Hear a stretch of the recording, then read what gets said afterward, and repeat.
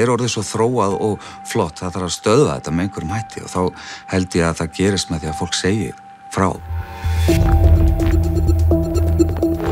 Friðrik Ómar fær SMS skilaboð Árla morguns að fatasending sem hann á von á sé komin til landsins en hann jafnframt beðinn að setja inn heimilisfang og greiða 1400 krónur með kreditkorti til að fá svo pakkan sendan heim.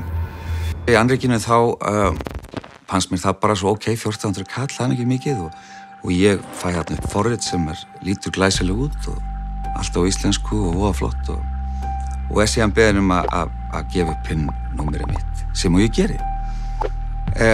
Nema ég fæ strax meldingu það að greiðslan hafi ekki gengið í gegn og ég setja þá bara aftur inn sem voru smá mistök og ég gerði það í 4 skipti sem gerði það verkum að fór út á kortinu mínum 350.000.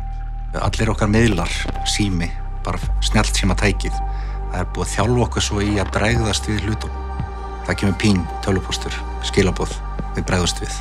Það kemur SMS, ping, þú ferð og skoðar það. Og þú bara, já, hörðu, ég átti von á þessu. Og þú bara ferð og þú afgreiðir þetta. 2 klukkustundum eftir samskiptin við svindlarana fær Friðrik Ómar svo símtal frá viðskiptabankanum. Það var náttúrulega erfitt símtal, en ég var alveg bara þessi strákur sem hringdi, hann bara að sinna vinnu sinni, sko. Ég var svona að reyna að sitja á mér. En auðvitað þetta rosalega súrt og finnst maður vera svo mikil kjáni.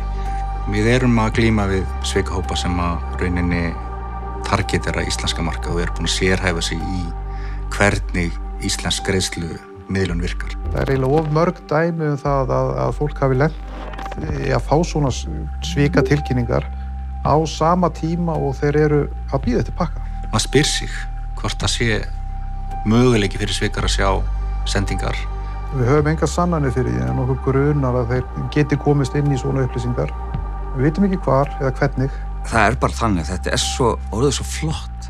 Ég gera þetta svo vel, þetta svo trúverðugt.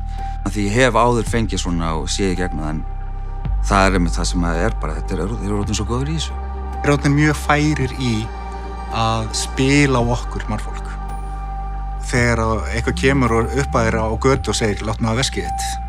Það ekki fyrsta hugsun að afhenda veskið. En út af því hvað við vorum stafrænt þjálfuð, þá erum við farin svolítið að afhenda veskið okkar með því að bregðast rætt við. Það besta forvörnin, það bara að flýta sér hægt.